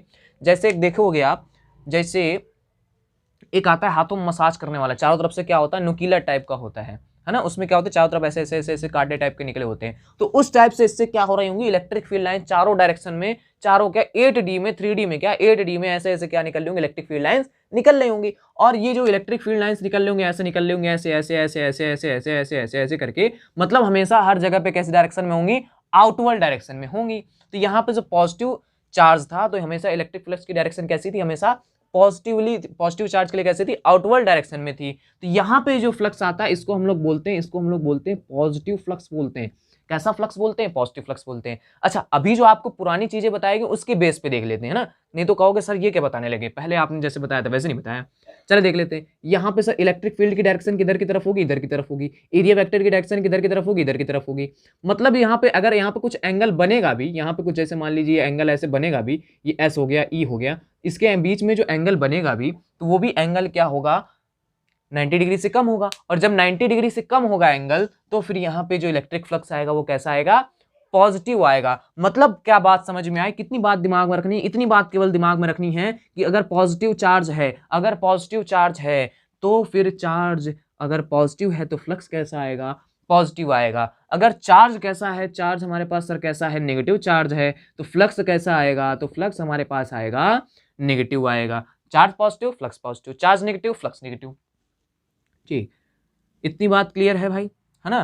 ठीक, अब जैसे एक क्लोज्ड सरफेस और बना लेते हैं। इसमें मान लीजिए प्लस क्यू ये है, माइनस क्यू ये है, दो चार्ज हैं। तो आगे के लिए देखते हैं, चलिए देखते हैं भाई। अच्छा, ये कैसा चार्ज है, प्लस क्यू चार्ज है। प्लस क्यू चार्ज क्या करता है, इलेक्ट्रिक फील्ड लाइंस को एमिट करता है। मतलब इससे इलेक्ट्रिक फील्ड लाइंस क्या होती है, रेडियली आउटवर्ड डायरेक्शन में ओरिजिनेट होती हैं। तो इसके लिए जितना ये पॉजिटिव चार्ज होता है, ये क्या नेगेटिव चार्ज है। इस पॉजिटिव चार्ज के लिए कितना आएगा, जैसे मान लीजिए फाई कौन सा आ गया, पॉजिटिव वाला आ गया। और इसके लिए भी सेम उतना ही आएगा फाई ई, लेकिन कैसा आएगा, नेगेटिव आएगा। अगर हम बात करें नेट इलेक्ट्रिक फ्लक्स की तो इस सरफेस के लिए वो कितना हो जाएगा, वो इक्वल हो जाएगा किसके, वो इक्वल हो जाएगा 0 के। तो यहीं पे बात ये समझ में आई कि सर ये इनसाइड चार्ज जो है वो कैसा चार्ज लेते हैं, हम लोग नेट चार्ज लेते हैं। और ये नेट चार्ज लेने का मतलब समझ में आया, नेट चार्ज ले लें या तो फिर हम लोग क्या देख लें, नेट चार्ज ले लें या तो फिर हम लोग क्या देख लें, नेट इलेक्ट्रिक फ्लक्स देख लें। वहां पे फिर हम लोग पॉजिटिव नेगेटिव साइन लगा के कवर कर रहे होंगे, है ना। दो मेथड है, दोनों से कर सकते हैं आप लोग। ठीक, अब जैसे मान लीजिए ये क्या है, हमारे पास कोई एक चार्ज बैठा है, बाहर बैठा है, इस क्लोज सरफेस के क्या बैठा हुआ है, बाहर बैठा हुआ है। अब हम कहते हैं कि गॉस थ्योरम को इसमें अप्लाई किया जाए। अब गॉस ने इतना बता दिया कि ये चार्ज जो है क्लोज्ड सरफेस के अंदर होना चाहिए। अब जैसे इनसे पूछा गया कि ये जो है अगर चार्ज को बाहर रख दिया जाए तो क्या कहानी होगी, तो इन्होंने गॉस ने क्या किया, ये गए बढ़िया एकदम पुराने समय की बात, अभी मात्र 20-30 साल पहले की बात है। अभी मूवी में आपको दिखाया भी गया KGF में। तो KGF में इन्होंने क्या किया, ये चले गए भैया रॉकी भाई के पास। अब जब रॉकी भाई के पास चले गए तो रॉकी भाई को इन्होंने बताया कि ये जो है ये साइंटिस्ट लोग हमसे ये पूछते हैं कि हमने दे दिया लॉ अपना कि जब चार्ज है क्लोज सरफेस के अंदर रखा होना चाहिए। अब ये जो है वकालत कर रहे हैं, कहीं अगर चार्ज जो है क्लोज सरफेस के बाहर रखा हो तो क्या होगा। तो फिर कुछ नहीं, रॉकी भाई अपनी क्या लेके चले आए, मशीन गन लेके चले आए। अब जब रॉकी भाई अपनी मशीन गन लेके चले आए तो क्या हुआ, यहाँ पे कोई जैसे मान लीजिए क्लोज सरफेस थी और यहाँ पे ये खड़े हो गए आपके रॉकी भाई। रॉकी भाई ने क्या किया, अपनी बंदूक ऐसे तानी भैया, ठीक है ना, मशीन गन ऐसे बिल्कुल एकदम तान दी। उसके बाद क्या किया, ऐसे गोली चलाना शुरू कर दी। अब जब ये वैसे मान लो भैया ये कौन, रॉकी भाई ये कौन है आपके, रॉकी स्टार, यस है ना, कौन है ये, रॉकी भाई है। यहाँ इन्होंने क्या लगा दी, अपनी मशीन गन लगा दी भाई, ठीक है। अब ये जो बंदूक से गोली चला रहे थे भाई, इस प्रकार से निकल चली जा रही थी, है ना, ये मशीन गन से जो बुलेट्स निकल रही थी इस प्रकार से क्या हो जा रही थी, निकलती चली जा रही थी, है ना, इस प्रकार से एकदम दर दर दर दर दर भैया, जब तक बंदूक की नाल एकदम गर्म ना हो जाए, फिर जब तक उससे बीड़ी न जला ले, तब तक एकदम ये बंदूक एकदम बेहतरीन तरीके से चलाए जा रहे थे भाई। ठीक, अब जब ये चलाए जा रहे थे तो क्या हुआ, जितनी बंदूक की गोलियां अंदर जा रही थी उतनी बंदूक की गोलियां बाहर जा रही थी, जितनी बंदूक की गोलियां अंदर आ रही थी उतनी बंदूक की गोलियां बाहर जा रही थी। मतलब कहने का क्या है कि इसके अंदर एक भी बंदूक की गोली बची ही नहीं, क्योंकि इसको चीरते हुए बंदूक की गोलियां निकल जा रही थी। तो सेम काम यही होता है, किसके लिए? चार्ज के लिए होता है। अगर यहाँ पे चार्ज रखा हुआ है, जैसे हमने मान लिया है कि यहाँ पे कैसा चार्ज रखा हुआ है छोटे, यहाँ पे कैसा चार्ज रखा हुआ है? पॉजिटिव चार्ज रखा हुआ है, तो इसके लिए इलेक्ट्रिक फील्ड लाइंस की डायरेक्शन ऐसे ही ऐसे होगी। अब जब ऐसे ऐसे होगी, चार्ज ये आउटसाइड रखा हुआ है, तो हम ये बात पक्की है कि जितनी इलेक्ट्रिक फील्ड लाइंस यहाँ से अंदर जा रही होंगी उतनी इलेक्ट्रिक फील्ड इधर से बाहर आ रही होंगी, जितनी अंदर जा रही हैं उतनी बाहर जा रही हैं। तो अंदर जा रही हैं जो इलेक्ट्रिक फील्ड लाइंस जो अंदर आ रही हैं उसके लिए हम लोग कैसा लिखते हैं? नेगेटिव लिखते हैं। अरे भाई negative charge, electric field lines inward radially inward होती है, फ्लक्स कैसा आता है? नेगेटिव आता है ना। यहाँ पे जो इलेक्ट्रिक फील्ड लाइंस अंदर जा रही है, इलेक्ट्रिक फील्ड लाइन जो अंदर जा रही है उसके लिए फ्लक्स कैसा? नेगेटिव। यहाँ पे भी क्या है? इलेक्ट्रिक फील्ड लाइन जो अंदर जा रही है उसके लिए हम लोग कैसा लिखेंगे? नेगेटिव लिखेंगे। यहाँ पे इतनी इलेक्ट्रिक फील्ड लाइंस क्या जा रही होंगी? बाहर जा रही होंगी, तो इसके लिए हम लोग कैसा लिखेंगे? पॉजिटिव लिखेंगे। तो इसके लिए जो रिजल्टेंट इलेक्ट्रिक फ्लक्स आएगा वो कितना आ जाएगा? 0 आ जाएगा। तो ये किसने बताया? गॉस ने बताया। किसकी मदद से बताया? तो आपके रॉकिंग स्टार यस की मदद से बताया है भाई। ठीक है, तो इतनी बातें समझ में आई कि अगर मान लीजिए आपको कोई क्लोज्ड सरफेस दी गई है, उसमें 2-4 चार्ज दे दिए गए हैं आपको बढ़िया एकदम मुश्किल करने के लिए, तो कोई घबराना नहीं है। आपको क्या निकाल लेना है? नेट चार्ज निकाल लेना है। ठीक है, जैसे मान लीजिए यहाँ पे आपको कितना दिया गया है? 2q दे दिया गया है ना। फिर आपसे पूछा जाए, फ्लक्स पूछ दिया जाए, तो कुछ नहीं करना है, q नेट निकाल लेना है। q नेट कैसे निकालेंगे? 2q में से q माइनस कर देंगे तो यहाँ क्या बच जाएगा? q बच जाएगा, और इसको मल्टीप्लाई करा देना 1/ε0 से। ठीक है, किसने मल्टीप्लाई करा देना है? ε0 से। लेकिन एक कंडीशन आपको क्या ध्यान रखना है? एक कंडीशन आपको क्या ध्यान रखना है बेटा? एक कंडीशन आपको ये ध्यान रखना है कि जैसे मान लीजिए आपके पास ये क्या है? कोई क्लोज्ड सरफेस है। क्या है ये? छी गंदे, क्या बना दिया?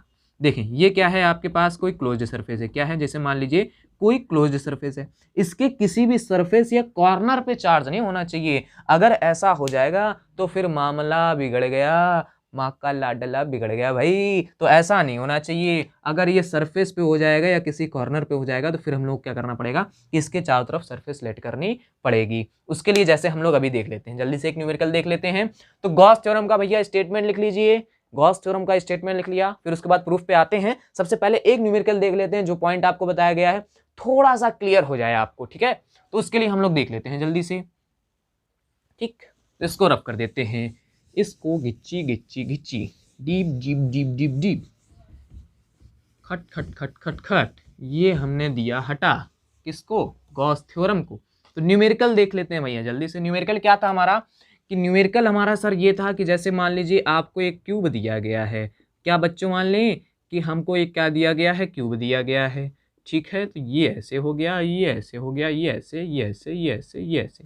ठीक है, इसके सेंटर पे कोई चार्ज रखा हुआ है, क्यू रखा हुआ है। कितना चार्ज रखा हुआ है? कोई क्यू चार्ज रखा हुआ है। तो इससे जो इस पूरे क्यूब से जो पास करने वाला रिजल्टेंट इलेक्ट्रिक फ्लक्स होगा, कुछ नहीं सोचना है, बिल्कुल एकदम फाई ई इक्वल टू क्या लगा देना है? क्यू इक्वल टू 1/ε0 लगा देना है। अरे भाई इसको लगा डाला तो लाइव झिंगा लाला। ठीक, आगे देखते हैं। फिर से आपके लिए हम एक क्यूब बना देते हैं। क्या बना देते हैं? क्यूब बना देते हैं। क्या बना देते हैं? क्यूब बना देते हैं भैया। क्या बना देते हैं? क्यूब बना देते हैं। अच्छा, अब देखिए ये जो फ्लक्स आया था, इसको भी देखते हैं थोड़ी देर में। ये जो फ्लक्स आया था हमारे पास, ये जो फ्लक्स आया था ये किसके लिए था? ये इसमें कितने सरफेस हो जाएंगी? 1 2 3 4 5 6 सरफेस हो जाएंगे, है ना। कितने फेसेस हो जाएंगे? इसमें 6 फेसेस हो जाएंगे। मतलब ये पूरे 6 फेसेस से पास करने वाला रिजल्टेंट इलेक्ट्रिक फ्लक्स है। अगर आपसे पूछा जाए, किसी एक फेस से पूछा जाए, तो उसको हम लोग कैसे निकालेंगे? ये किसके लिए है? मतलब पूरे 6 फेसेस के लिए। अगर एक के लिए पूछा जाए आपसे, तो आप क्या कर देंगे? 5e/6 कर देंगे। मतलब फ्रॉम वन फेस अगर आपसे पूछ दिया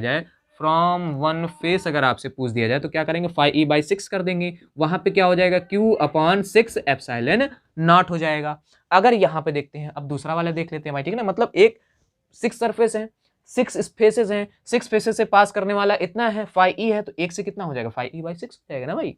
ठीक, अगर आपसे कह दिया जाए, ठीक, अब यहाँ पे जो हमारे पास चार्ज है, हमारे पास जो चार्ज है वो कहाँ पे रख दिया गया है? कॉर्नर पे रख दिया गया है। चार्ज कहाँ पे रख दिया गया है? कॉर्नर पे रख दिया गया है।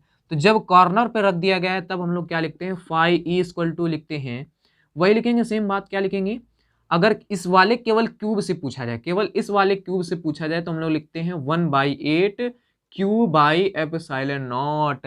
आत्मा कांप गई, सर ये क्या कर दिया आपने, 1/8 कहाँ से ले आए, पूरी बात तो बताओ। तो चलिए देखते हैं, पूरी बात बताते हैं आपको। देखिए भाई, ये क्या था हमारे पास, देखिए ये क्या था हमारे पास, क्यूब था, ये क्या था हमारे पास, क्यूब था, इस प्रकार से, ठीक है। इसके एक कॉर्नर पे क्या कर दिया गया था, इस प्रकार से कोई एक चार्ज रख दिया गया, ठीक है ना। आपको क्या बताया कि कॉर्नर पे चार्ज नहीं होना चाहिए, साइड्स पे चार्ज नहीं होना चाहिए, फेस पे चार्ज नहीं होना चाहिए, सरफेस पे चार्ज नहीं होना चाहिए। तो हम कॉर्नर पे भी चार्ज नहीं रहने देंगे। अब कॉर्नर से अगर इसको हटाना है तो हम लोग क्या करेंगे, तो कॉर्नर से अगर हटाना है तो हम लोग क्या करेंगे, नीचे क्या करेंगे, इस प्रकार से देखें,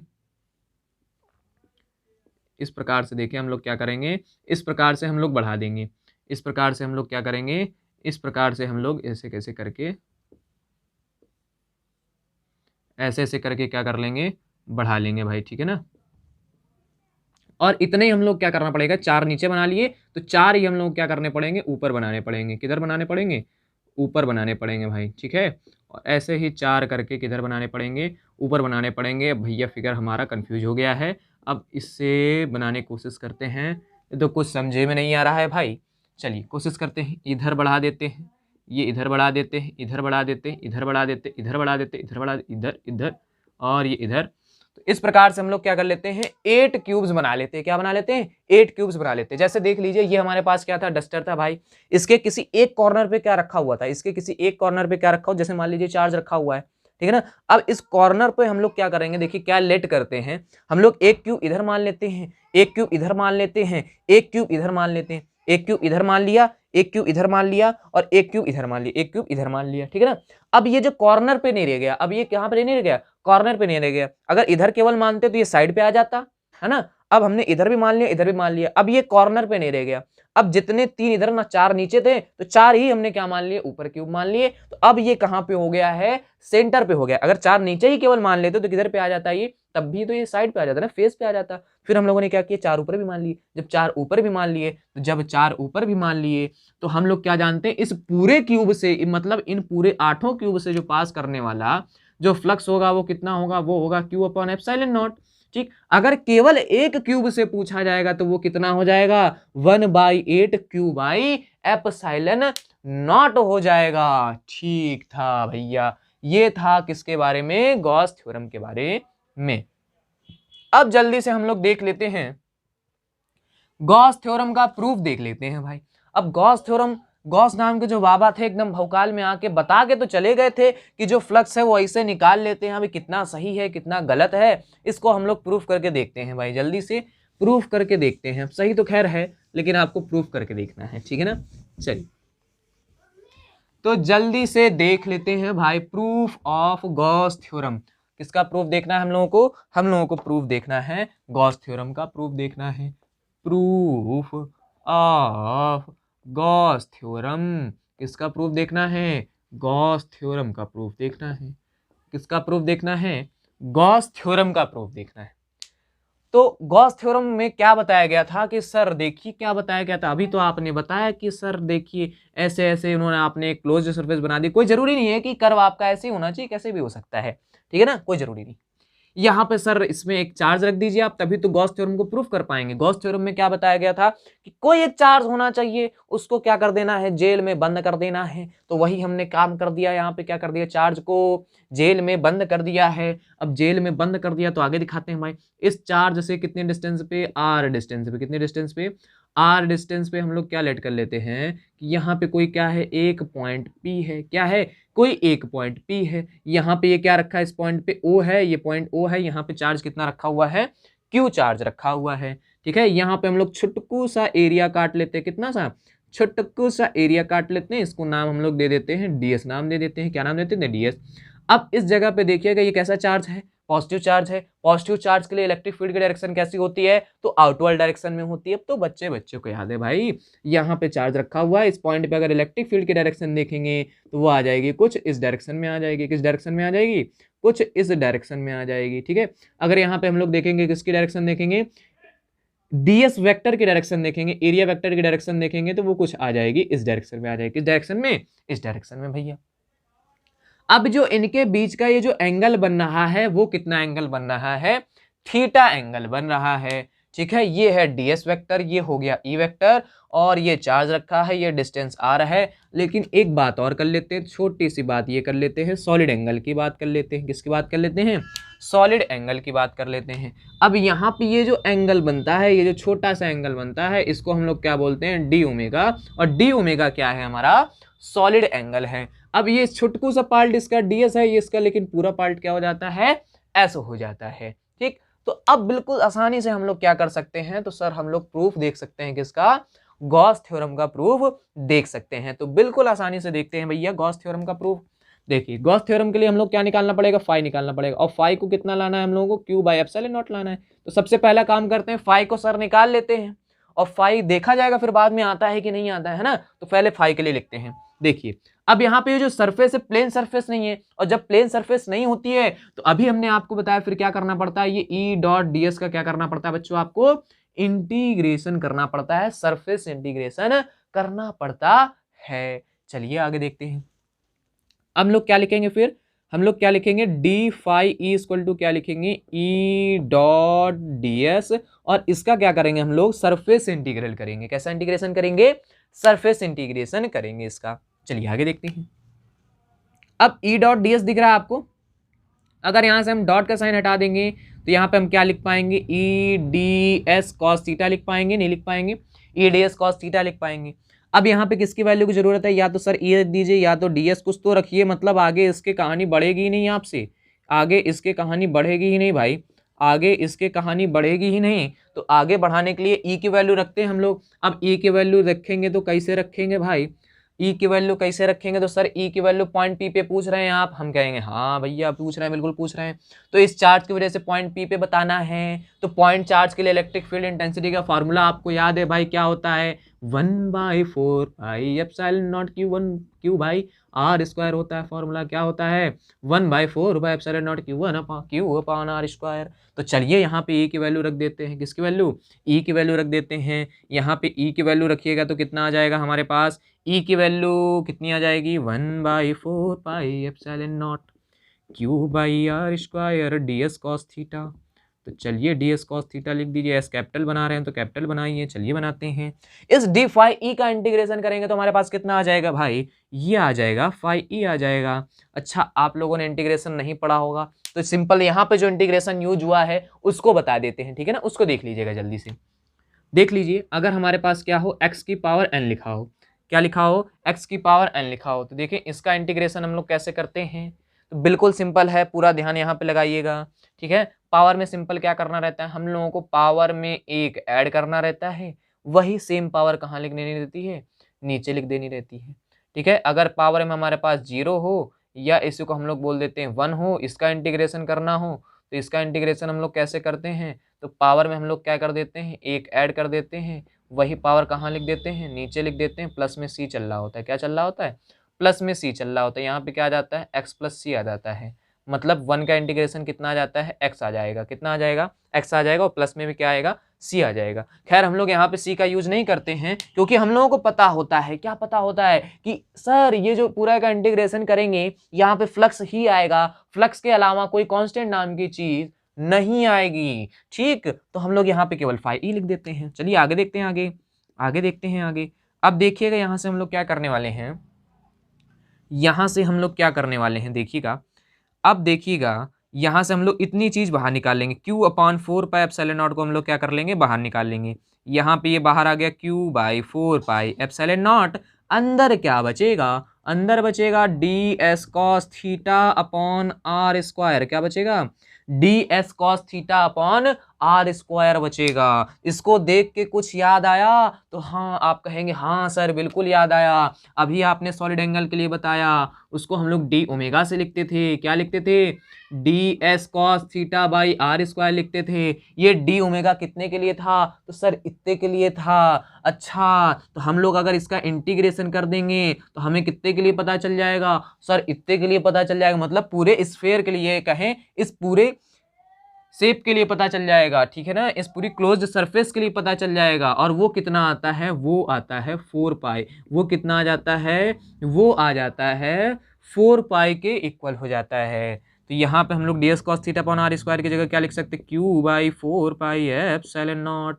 इसकी जगह क्या लिखना है, 4 पाई से 4 पाई घर ले जाना। यहाँ क्या बचा, यहाँ बचा फाई ई इक्वल टू हम लोग क्या लिख सकते हैं, फाई ई इक्वल टू हम लोग क्या लिख सकते हैं, फाई ई इक्वल टू हम लोग लिखते हैं q into 1 upon epsilon not. अरे भैया q यहीं रहने दो और 1 अपॉन एप्सिलॉन नॉट को हमने कहाँ लिख लिया, यहाँ पे लिख लिया।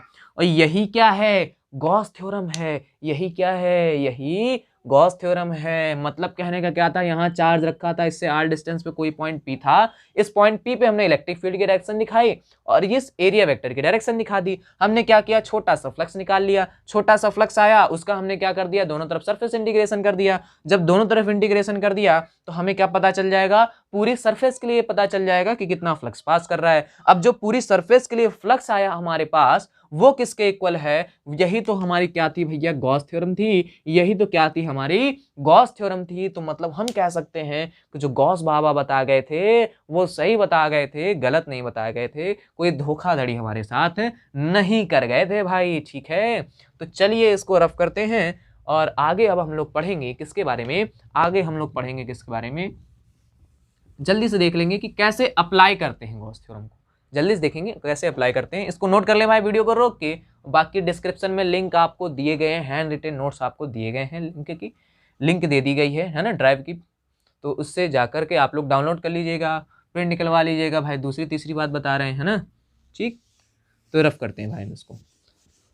नेक्स्ट हेडिंग डाल दीजिएगा, how to apply Gauss theorem, कैसे अप्लाई करते हैं। क्योंकि आगे आपको सीखने हैं कम से कम 4 डेरिवेशन हैं जो आपके सिलेबस में हैं और इम्पॉर्टेंट डेरिवेशन है भैया। किसी भी बोर्ड्स के हो स्टूडेंट आप, कोई मैटर नहीं करता है, बहुत बहुत बहुत इंपॉर्टेंट डेरिवेशन है साहब। मुश्किल से 5 मिनट लगेगा, लेकिन अगर इन चीज़ों का आप सीख जाओगे तो आगे फिर एकदम मक्खन गाड़ी चलेगी भाई साहब, एकदम माइलेज वाली गाड़ी चलेगी। चलिए देखते हैं, how to apply Gauss theorem, how to apply Gauss theorem.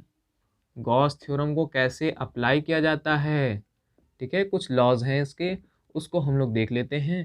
2 या 3 पॉइंट हैं बेटे जी, जल्दी से देख लेते हैं तो हमारा काम क्या हो जाएगा, आसान हो जाएगा। देखें गॉस थ्योरम को कैसे अप्लाई किया जाता है, देखिएगा। तो कैसे अप्लाई किया जाता है जरा देखिएगा ध्यान से, जरा देखिएगा ध्यान से। जैसे मान लीजिए कोई एक चार्ज है हमारे पास, क्या है, क्यू है। अब गॉस थ्योरम को अप्लाई क्यों किया जाता है, यूज किस लिए किया जाता है, तो वहां पे हम लोग इसका यूज करते हैं जहां पे हम लोग को इलेक्ट्रिक फील्ड इंटेंसिटी फाइंड करनी होती है। वहां पे बिना इंटीग्रेशन के, बिना इन सारी चीजों के, बड़ी आसानी के साथ हम लोग क्या फाइंड कर पाते हैं, इलेक्ट्रिक फील्ड इंटेंसिटी का फॉर्मूला हम लोग फाइंड कर पाते हैं, ठीक। तो गॉस थ्योरम के लिए सबसे पहला पॉइंट जरूरी क्या है, कि सबसे पहला पॉइंट जरूरी क्या है, ये केवल किसके लिए वैलिड होता है, it is only valid for closed surface. ये किसके लिए वैलिड है, केवल वैलिड है क्लोज्ड सरफेस के लिए वैलिड है। मतलब आपके पास क्या होनी चाहिए, एक क्लोज्ड सरफेस होनी चाहिए। कैसे सरफेस होनी चाहिए, क्लोज्ड सरफेस होनी चाहिए। चलिए सबसे पहली बात तो ये होगी, क्लोज सरफेस होनी चाहिए। लेकिन ये जो क्लोज्ड सरफेस है, ये कैसी होनी चाहिए, सिमेट्रिकल होनी चाहिए। सिमेट्रिकल कहने का मतलब क्या है, कि यहाँ पे जैसे मान लीजिए क्या रख दिया आपने, कोई चार्ज रखा हुआ है, इसके लिए जो हम लोग क्लोज्ड सरफेस लेंगे वो कैसे लेंगे, एक स्फीयर लेंगे। वो क्या लेंगे, स्फीयर, इसके सेंटर पे होना चाहिए, ठीक है ना। उसका सेंटर पे क्या होना चाहिए, चार्ज होना चाहिए। कैसा लेंगे, स्फीयर लेंगे। मतलब कहने का क्या है कि ये जो आपने कर्व बना दिया, ये जो आपने क्या बना दिया है, एक क्लोज्ड सरफेस बना दी है, उसकी चार्ज से डिस्टेंस हर जगह क्या होनी चाहिए, इक्वल होनी चाहिए। क्या होनी चाहिए, इक्वल होनी चाहिए। अगर इक्वल ना हो तो उसके लिए भी एक कंडीशन होती है, वो भी आपको बताई जाती है। चलिए देखते हैं, अगर इक्वल ना हो तो उसके लिए भी क्या कंडीशन होती है, देख लें। तो सबसे पहली बात तो ये समझ में आई कि सर कैसे होने चाहिए, सिमेट्रिकल होने चाहिए, ठीक है ना। अब दूसरी पॉइंट जो है, दूसरा पॉइंट है वो देख लीजिएगा।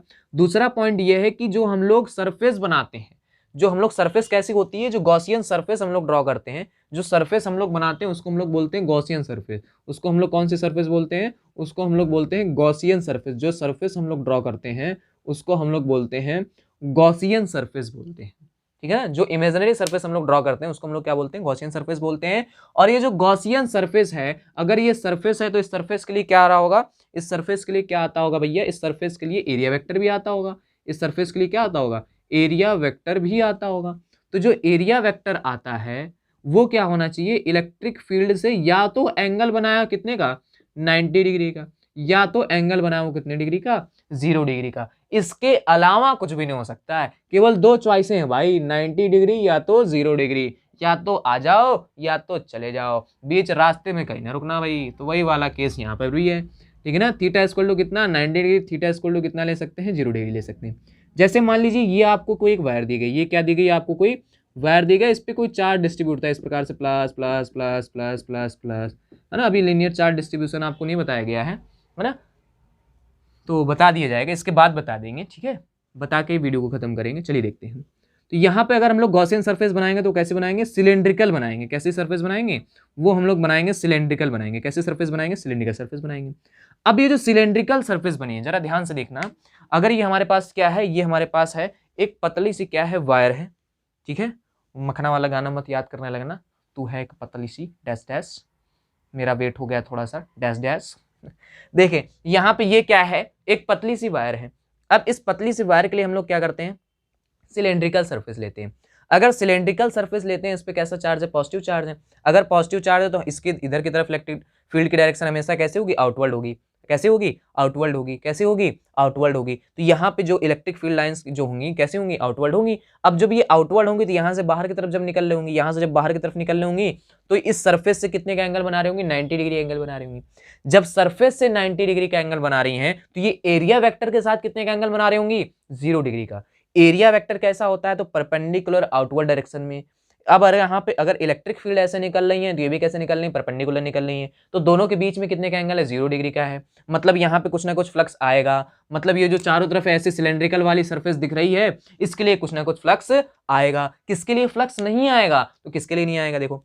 अब जैसे ये क्या थी हमारे पास, ये वायर थी, ये क्या थी हमारे पास, ये वायर थी, ठीक है। अब ये जो सिलेंड्रिकल सरफेस है, यहाँ पे जो एरिया वेक्टर की डायरेक्शन होगी वो इधर की तरफ, एरिया वेक्टर की डायरेक्शन होगी वो इधर की तरफ, और ये जो इलेक्ट्रिक फील्ड की डायरेक्शन है वो इधर की तरफ। Area vector electric field, area vector electric field, area vector electric field. Angle कितने का है, 90 डिग्री का एंगल है। तो सर 90 डिग्री का एंगल है तो इस वाली सरफेस के लिए और इस वाली सरफेस के लिए जो फ्लक्स आ जाएगा वो कितना आ जाएगा, 0 डिग्री आ जाएगा। क्योंकि आपने बताया हम लोग क्या लिखते हैं, ई एस कॉस थीटा लिखते हैं, जहां पे थीटा अगर 90 हो गया तो फ्लक्स 0, 0 हो गया तो फ्लक्स आएगा। अब इन दोनों एंगल्स के अलावा कोई तीसरा एंगल नहीं होना चाहिए, ठीक है ना। ठीक, तो ये बात ध्यान रखते हैं जब भी हम लोग गॉसियन सरफेस ड्रॉ करते हैं। पहली बात कि सिमेट्रिकल होना चाहिए। यहां से ऐसा नहीं होना चाहिए कि यहाँ पे हम लोग एक ने क्या ले लिया, जैसे मान लीजिए यहाँ पे हमने एक मान लीजिए क्यूबॉइड ले लिया। तो अगर हम यहाँ पे क्यूबॉइड ले लेंगे तो क्या हो जाएगा, जैसे अगर हम यहाँ पे क्यूबॉइड ले लेंगे तो क्या हो जाएगा, ऐसे क्यूबॉइड ले लेंगे तो क्या हो जाएगा, किसी एक जो कॉर्नर्स होंगे उनकी डिस्टेंस क्या हो जाएगी, ज़्यादा हो जाएगी। जैसे मान लीजिए ये ले लिया क्यूबॉइड हमने, ये वाले डिस्टेंस जो हो जाएगी, ऐसे देखिएगा, ऐसे ये वाली जो डिस्टेंस हो जाएगी ये ज़्यादा हो जाएगी, और ये वाली जो डिस्टेंस हो जाएगी, ये वाली जो डिस्टेंस हो जाएगी ये क्या हो जाएगी, कम हो जाएगी। तो मतलब सिमेट्रिकल नहीं रहेगी। तो सरफेस कैसी हो जानी चाहिए, गॉसियन सरफेस जो हम लोग ड्रॉ कर रहे हैं वो कैसी होनी चाहिए, कैसे होनी चाहिए, सिमेट्रिकल होनी चाहिए। तो हमारा काम आसान होता है, नहीं तो फिर कोई फायदा नहीं होगा गॉस थ्योरम को अप्लाई करने का। तो ये जो आपको 2 पॉइंट्स बताए गए, इन 2 पॉइंट्स का हम लोग यूज कर रहे होंगे नेक्स्ट वाले लेक्चर में। और नेक्स्ट वाले लेक्चर में हम लोग पढ़ेंगे अपने 4 इंपॉर्टेंट डेरिवेशन, और उसको अगले ही लेक्चर में हम लोग कर लेंगे खत्म, और उसके बाद फिर हम लोग पढ़ेंगे नेक्स्ट चैप्टर की तरफ। ठीक है, तो उम्मीद करता हूँ आपको समझ में आया होगा। लेकिन फिर भी अगर कोई आपको डाउट रह जाता है तो टेलीग्राम ग्रुप की लिंक आपको डिस्क्रिप्शन बॉक्स में दी गई है। बाकी आप कमेंट करके भी पूछ सकते हैं। जय हिंद।